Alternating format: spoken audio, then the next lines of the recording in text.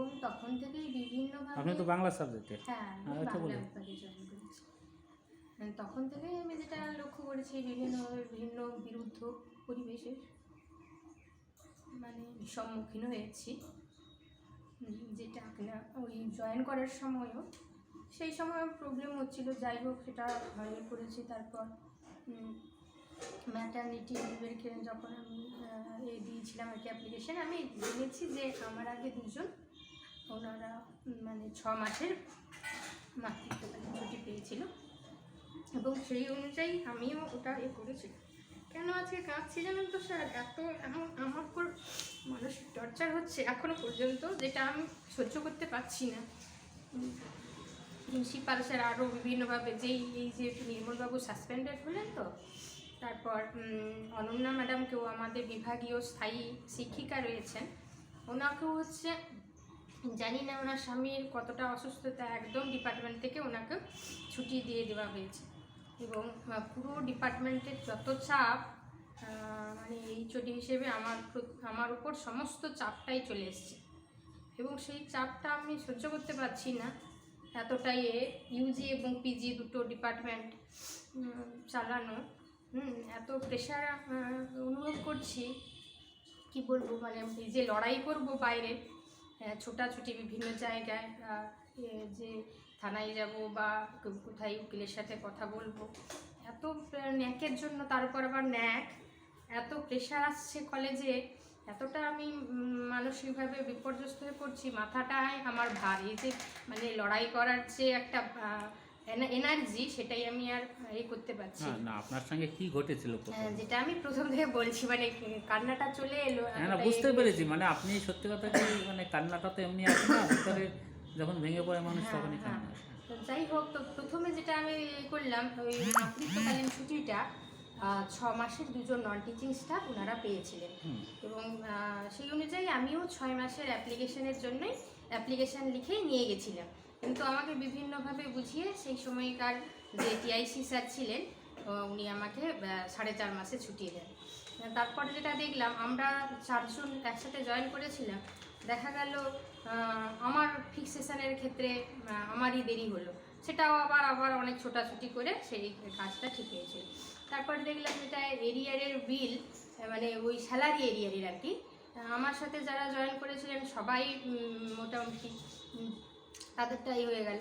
আমারটাই দেখলাম এখনও পর্যন্ত, এই এত বছর মানে 17তে জয়েন করেছি, এখনও পর্যন্ত সেই স্যালারি এরিয়ারের টাকাটা আমি এখনও পাইনি। তো এইরকম বিভিন্নভাবে দেখেছি এবং একে ওকে ধরাধরি করে, এমনকি প্রিন্সিপাল স্যার যখন জয়েন করলেন 18তে, তারপরে ওনাকে অনেকবারই এই সমস্ত ব্যাপার নিয়ে বলেছি, কিন্তু কোনো রকম হেলদোল নেই। মাতৃত্বকালীন যে ছুটি, সেটাও আমি দেখলাম পরে আরেকজন ম্যাডাম, উনিও 6 মাসের পেলেন। সেটা দেখে আমার খুব খারাপ লাগলো। বললাম যে স্যার, আমি বোধহয় তাহলে আদিবাসী বলেই জাতিগত কারণেই আমাকে এরকমভাবে বঞ্চনার শিকার হতে হচ্ছে, তো এই ব্যাপারটা দেখুন। কিন্তু উনি দেখলাম সেরকমভাবে কিছুই করেননি। তারপরে আমাদের বিভাগের একজন স্যার, বাংলা বিভাগের, ওই যে নির্মলবাবু যার কথা বলছি, নির্মল বেরা, উনি যখন তখনই আমাকে মানে আমি আদিবাসী হওয়ার জন্য ওনার যেন একটা বিদ্বেষমূলক ব্যাপার পড়তে, এখানে হচ্ছে পড়াতে এসছে, এটা উনি সহ্য করতে পারতেন না। আর সেই জন্য আমি আদিবাসী বলে, সাঁওতাল বলে আমার হচ্ছে বাংলা নিয়ে পড়ানোর কোনো, বাংলা সাবজেক্ট নিয়ে পড়ার আমার অধিকার নেই, সেরকম। হ্যাঁ, তো উনি মানে তার থেকেও আরো উচ্চ নিজেকে মনে করেন। হ্যাঁ, ব্রাহ্মণ নয়, কিন্তু উনি এরকম মানে ভাবতেন। বা আমাকে হচ্ছে চেয়ার টেবিলে বসে আমার ক্লাস নেওয়ার নেই, অধিকার নেই, আমাকে খাটিয়ায় বসে ক্লাস নিতে হবে, এই ব্যাপারগুলো। বা একদিন উনি আমাকে জোর করে, মানে সেরকমভাবে সবসময় আমার কথাবার্তা বলেন রাফভাবে, রুষ্টভাবে, বেশিরভাগ সময়েই আমাকে সেদিন জানালা দরজার পর্দার মাপ নেওয়ার জন্য মানে চেষ্টা করছিলেন, বাধ্য করার চেষ্টা করছিলেন, একটু এরকম ঝাঁকার দিয়ে কথাবার্তা বলে। সেটা একটা দিক। কয়েকদিন ধরে আমি, মানে একটা মানুষ কতটা সহ্য করতে পারে, তারও তো একটা সহ্যের থাকে। আমি সাধারণত নিরীহ প্রকৃতির কারোর সাথে সেরকম আমি লাগি না, কিন্তু এইভাবে দেখলাম। আপনি বলে কথা না, আমরা সবাই নিরীহ। কারণ আমি বলছি আপনাকে, হ্যাঁ, আমাদের তো কোনো ব্যাগ নেই। আজকে আমরা যে উচ্চশিক্ষা ক্ষেত্রে যে আমরা পড়ানোর সুযোগ পেয়েছি, এটা তো তারপর স্যার যেটা বলছি যে তবুও সেই সমস্ত বিষয়গুলো আমাদের নিজেদের মধ্যে, স্টাফদের মধ্যে মেনে নিয়েছে না দিয়ে তা মানাটাও শক্ত, মানে বাড়িতে বলাবলি করতাম, কিন্তু আমি সেইভাবে মুখ ফুটে কাউকে সেরকম বলিনি। এমনি কিছু জনের সাথে আসতে মেয়েছিলাম বললাম। তারপরে যেটা হলো, আমাদের গুগল মিটে 11ই সেপ্টেম্বর 2021-এ একটা অনলাইনে প্রকল্পপত্রের ভাইভা চলছিল। তো সেখানে আমরা 3জন স্থায়ী শিক্ষক কলেজের, আমি, নির্মলবাবু আর অনন্যা ম্যাডাম 3জন ছিলাম। আর উনি হচ্ছে বিভাগীয় প্রধান ছিলেন অনন্যা ঘোষ। তারপরে এবারে 3জনের মধ্যে ওই ছেলে মেয়েগুলো 36-37 জন পিজি বিভাগে, মোট 40 জন, এবারে ভাগ হয়েছে কিছু কিছু জন করে আর কি। 3জনের কাছে ওরা প্রকল্পপত্রের কাজ নিয়েছে। তারপর এবারে কিছুজন আমার মানে আদিবাসী রিলেটেড বিষয় নিয়ে কাজ করেছে। আর সেই জন্য যেহেতু আমার ওই বিষয়গুলো একটু ইন্টারেস্ট থাকবেই, সেটা তো স্বাভাবিক। আর সেই জন্য অনন্যা ম্যাডামও বলেন যে পাপিয়া তুমি তাহলে প্রশ্ন করো। দিয়ে একটা মেয়েকে আমি প্রশ্ন করলাম যে আদিবাসী বলতে আমরা কাদের বুঝি। তখন ও বলে যে যারা আদিম নিবাসী তারা হচ্ছে আদিবাসী, এরকম করে বলেছে। আমি উদাহরণস্বরূপ বলতে বলতে ওর এরকম সাঁওতাল, মুন্ডা প্রভৃতি এই বলে। তখন আমি বলি ঠিক আছে। তো ওটা নির্মলবাবুর আর পছন্দ হলো না, কেননা উনি বিভিন্নভাবে আমাকে হেয় প্রতিপন্ন করার চেষ্টা করেন। তো আর ছেলে মেয়েদের সামনে মানে আমি যাই হোক যে একটা ভালো গর্ববোধ করছি, আদিম নিবাসী যারা, এই জিনিসটা তো ওনার তো মনোভূত হবে না। তো সেই জন্য উনি আমাকে অপমান করার জন্য মেয়েটিকে ধমক দিয়ে বলেন, তোমাকে কে বলেছে যারা আদিম নিবাসী তারা আদিবাসী? হ্যাঁ, আমার বাপ ঠাকুরদা এতদিন ধরে এখানে আছে, তারা তাহলে তো কি এইরকম বলছে যারা গাছে গাছে ঝোলে তারাই হচ্ছে আদিবাসী। এইভাবে করে উনি মানে বলেন, এবং যাতে আমি আরও আহত হই। হ্যাঁ, এগুলোকে একটু রেকর্ড করে রাখে। এই ওই ওই ওইটাই আমার রেকর্ড ছিল না। আমি তো আর জানি না যে উনি বলবেন। না যাই বলুক না কেন, সবসময় না ওদের সাথে যখন কথা বলবে, হ্যাঁ, এর পরবর্তীকালে রেকর্ডগুলো আছে। কিন্তু সেই দিন ওই রকম বলেন, এবং আরও 2-3 বার ধরে, যাতে ভালোভাবে আমাকে একটু আঘাত করা যায়, আরও 2-3 বার ধরে ওই কথাটা উনি বলেন। এবারে ওকে আমি আর একদম সহ্যই করতে পারি না। এতদিন ধরে যেভাবে বৈষম্যমূলক আচরণ আমার প্রতি চলেছিল, এবং যেটা দেখলাম, আমার আর সহ্যের মানে একেবারে বাঁধ ভেঙে যায়।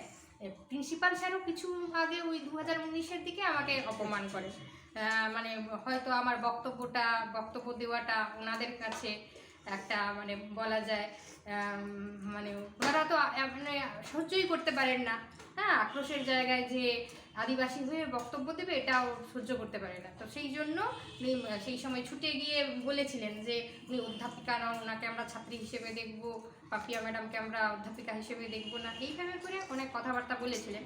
তারপরে আমি ওই ব্যাপারটা নিয়েই টিসিএস মিটিং করার কথা বলি। আর ওই যে সেই মানে আমাদের প্রফেসর গ্রুপ, ওদের কাছে বলেছিলাম, সংগঠন প্রফেসর অ্যাসোসিয়েশন, ওনাদের কাছে ওনারা আমাকে বলেন যে সাথে থাকেন আর কি, আর বলেন যে টিসিএস মিটিংটার সাথে বলবে যে টিসিএস মিটিংয়ে এটা তো জাতির বিষয় একটা হয়ে গেছে, তাহলে সবাই হোক। তারপর ওই টিসিএস মিটিংয়ে বসা হয় এবং আমি সমস্ত কথাবার্তাগুলো তুলে ধরি। যেটা দেখি প্রিন্সিপাল স্যার কোথায় আমার প্রতি সহানুভূতিশীল হবেন, তার পরিবর্তে দেখি উনি আমাকেই মিথ্যেবাদী প্রতিপন্ন করার সেখানেও চেষ্টা করেন। হ্যাঁ, ওটা প্রিন্সিপালদের ধর্ম। হ্যাঁ, কিন্তু আমি কিছু রেকর্ড ওনার রেখেছিলাম, উনি যে ফোন করেছিলেন সেই রেকর্ডিংটা চালিয়ে সেদিন বাধ্য হয়েই শেষমেশ যখন বাধ্য হয়ে রেকর্ডিংটা চালালাম, আর তারপর থেকে আরও ওনার আক্রোশটা আমার প্রতি ভীষণভাবে বেড়ে যায়। প্রিন্সিপালের নাম কি? ডক্টর তপন কুমার দত্ত। তারপর উনি তারপরে আমি আবার যে সমস্ত কলেজ থেকে খবর পাই, মানে কিছুজন স্যার আছেন, ওনাদের তো নাম বলবো না, যাই হোক, তো ওনারা খবর দেন যে দুজনে মিলে প্রিন্সিপাল স্যার এবং নির্মলবাবু ছেলে মেয়েদেরকে ফোন করছেন। যেহেতু 40 জন ছেলে কারোর মুখ দিয়ে যদি কিছু বেরিয়ে যায়, ফোন করে যাতে তারা মিথ্যে সাক্ষী দেয়। মানে আমি যখন বললাম, সেদিন টিসিএস মিটিংয়ে কোনো রেজলভই হয়নি, মানে নির্মলবাবু যেভাবে কথাগুলো বলেন সেটা মানে আমার মনোভূত ছিল না। এবং আমি বলি যে যেহেতু সেরকম সন্তোষজনক সমাধান না পেলে, মানে আমাদের ইমেলে যদি ক্ষমা প্রার্থনা করে ইমেলে পাঠান, যদি সেরকম কথাবার্তা ঠিকঠাক থাকে লেখার মধ্যে, তাহলে আমি মিটে নেবে। সমাধানের পথে যাব। কিন্তু যেটা দেখা গেল তার পরিবর্তে প্রিন্সিপাল স্যার মানে আর টিমেল আমাকে পাঠানো হলো না, তার পরিবর্তে বলে ফেললেন যে তদন্ত কমিটি গঠন করা হয়েছে, প্রিন্সিপাল স্যার গঠন করেছেন। সেই তদন্ত কমিটির কোনো ডিটেলস তথ্য আমাকে কিছুই দেওয়া হয়নি। শুধু দুটি তদন্ত মানে তো ধামাচাপা, তাই না? হ্যাঁ, তারপরে এবার ধামাচাপা আর ছেলে মেয়েদেরকে ফোন করে এইভাবে যাতে তারা মিথ্যে কথা বলে যে স্যার ক্লাসের মতো করে পড়াচ্ছিলেন, সেই হেতু এরকম হয়েছে। আর ওই যে টিসিএস মিটিংয়ে অনন্যা ম্যাডাম কিন্তু স্বীকার করেছেন এবং নিজেও নির্মলবাবু স্বীকার করেছেন যে আমি আরও অনেক কথা বলেছিলাম, ম্যাডাম শুধু সে মিথ্যে বানিয়ে আর কি মানব সভ্যতার গোড়া হইতে এরকম করে একটা বলছেন, এরকম কিছুই বলেনি। সেটা একটা ভাইভা ছিল, সে ক্লাসের মতো করে যেন নাকি না বোঝাচ্ছে। কি বলছে না বলছে বাংলা কি তাদের কাছে পড়ে আসছে? ভাইরে, আমি তারপর অনন্যা ম্যাডামকে বললাম, ফোন করতে অনন্যা ম্যাডাম বলছে তুমি তো আরো অনেক কথা বলেছিলে, শুধু পাপিয়া ওই কথাটাই ধরে ফেললো। তারপরে নির্মলবাবু আর অনন্যা ম্যাডাম আমার বললেন যে প্রাচীন বলতে কতটা আরো প্রাচীন, সেই প্রাচীনত্ব বোঝাতে গিয়ে এই সমস্ত শব্দগুলো উনি ব্যবহার করেন, এই আদিবাসী, গাছে গাছে ঝোলা প্রভৃতি প্রসঙ্গ। সেই আদিম যুগে যদি হতো তাহলে তো শুধু ছেলে মেয়ে তাহলে ওরাও তো ঝুলতো। হ্যাঁ এইভাবে করে বলছেন, কিন্তু ছেলেটি না, মেয়েটি তো বলেইছে যারা আদিম নিবাসী। কথা বলা ঠিক আছে, কিন্তু সেলেস বাক্যে বললে সেটা তার খারাপ না। হ্যাঁ, যারা আদিম নিবাসী, মেয়েটি তো বলেইছিল, আমি হ্যাঁ। তখন এটা বলছি যে মেয়েটি তো বলেইছিল যে যারা আদিম নিবাসী তারা আদিবাসী, তাহলে তার এতে কথা বলতে যাওয়ার তো কোনো ব্যাপার ছিল না যদি প্রাচীনত্ব বোঝাতে গিয়ে। আর সেদিন কিন্তু অনেকেই ইতিহাসের অনেক প্রফেসরও ছিলেন, ওনারা বলছেন কই আমরা তো গাছের কোটরে আদিম মানুষ বসবাস করতো এইসব শুনেছি, কিন্তু গাছে ঝুলতো আবার আদিবাসী, সেটা তো শুনিনি কই। এইভাবে করে ওনারা অনেকেই প্রশ্ন তুলেছিলেন। তারপরে এই ছেলে মেয়েদেরকে ভয় দেখানো, তারপর যেটা দেখলাম আমার তো মানে সমাধানের কথা তো দূরের কথা, দেখলাম নির্মলবাবুকে তদন্ত চলছে একজন অভিযুক্তের বিরুদ্ধে, এবং সেই অভিযুক্তকে টিচার্স কাউন্সিলের সেক্রেটারি আবার করে দেওয়া হলো।